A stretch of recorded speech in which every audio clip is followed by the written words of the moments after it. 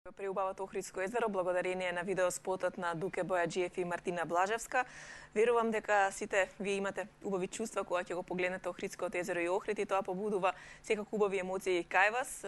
Го имаме Охридското езеро, треба да го негуваме и секако да допринесуваме за развој на ова наше езеро и овој наш град и секако туризмот во Македонија.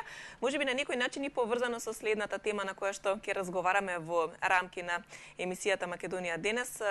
Разговорот ќе биде наменет за проектот за локална и регионална конкурентност, која што во организација секако на проект за локална и регионална конкурентност 4-годишна инвестициска операција, која што е финансирана со донација од Европската унија ИПА 2 фондови и се состои од 4 компоненти.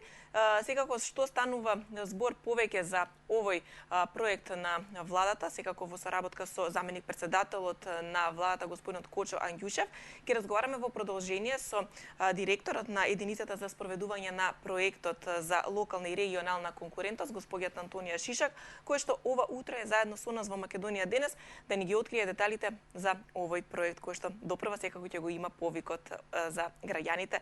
Добро утро и добре дојдовте. Добро утро, ви благодарам за поканата и пред се сакам да ги поздравам вашите ценети гледачи. И јас ви се заблагодарувам што ова утро сте заедно со нас, затоа што имаме навистина убава тема за разговор, проект кој што секако верувам дека ќе допринесе пред се и за развој на туризмот. Еве го погледнавме Охридското езеро преку овој спот.